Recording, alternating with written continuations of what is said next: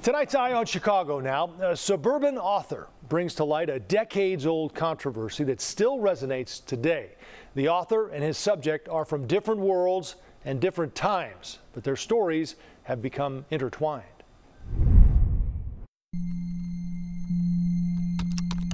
Kula is honest, conscientious, hardworking, and a real gentleman.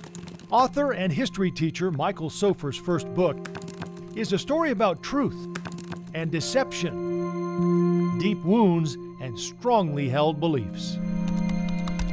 Turner looked straight into Kula's eyes, his back straight, his jaws clenched. "I don't ever want to see your face at my door again," he said. This is not a work of fiction. It's the story of a man named Reinhold Kula. He came to the U.S. from Germany in 1957 and for decades worked as a custodian at Oak Park and River Forest High School. He cleaned the very classroom in which Michael Sofer would teach decades later.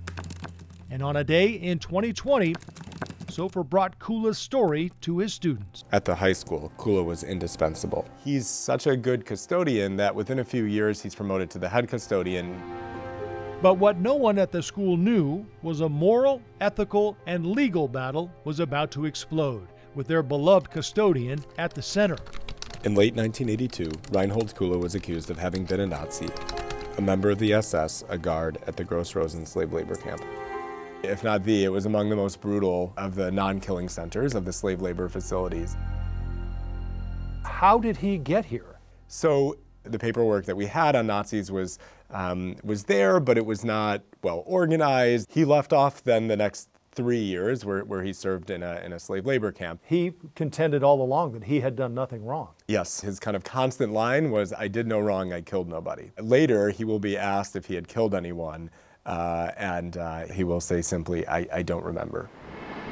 So things started to unravel in the summer of 1982. Yes. The word was out. So he is brought in for an interview with the Justice Department officials in the summer of '82. Kula had withheld vital information on his paperwork, grounds for deportation. Did he? Yeah, so that anybody at the consulate, they were supposed to list the organizations that they were in. He doesn't list that he was in the SS. This was a standard thing. He's not on trial for being a Nazi. He freely and openly admits that. The court case was simply, did he lie on his visa? But as Kula's deportation trial dragged on for months, the moral argument and the legal argument were fused in the Oak Park boardroom. How did this land in Oak Park, which considered itself inclusive, integrated, and diverse? Yeah, there's a group of people who are saying, we're innocent until proven guilty, and until the trial is done, he should keep his job. And there were people just as convinced on the other side. He was a Nazi camp guard. He clearly can't work in a public school. He's been lying for 40 years, and he did horrible things. He's got to go. The moral argument was what maintains the theme through your book, and that is, what do we do with our custodian? Yes, it tore the board apart, it tore the school apart. They were trying to figure out what pedagogical responsibilities, after all, this is a school. It was interesting, the response from students who felt like it wasn't fair to Kula, and they said it wasn't fair to judge people by their past. He hasn't done anything to us. There's a history teacher at the school who is saying every day kids come into the building, and our job as educators is to say what you do at 14 and 15 and 16 and 17 and 18, what you do matters. How can we then say what Reinhold Kula did at 19 and 20 and 21 and 22 doesn't? If Kula had said, "I'm sorry for what I did," do you think that would have changed anything? I don't think there's a world in which Reinhold Kula would have said, "I'm sorry for what I did," because I don't think Reinhold Kula was at any point sorry for what he did. The above action was taken because the board found Mr. Kula to be a former guard in a Nazi concentration camp and felt that former SS soldiers should not be employed at the school. On January 30th, the District 200 business office issued Reinhold Kula a notice of employee separation. But the district paid Kula every 2 weeks through the following June. Are you okay with what they did in the end? No. Why not? They didn't fire him. They gave him a sweetheart retirement deal. They gave him benefits more than they had to. They gave him a severance package. They rewarded him. And he should have been fired right away.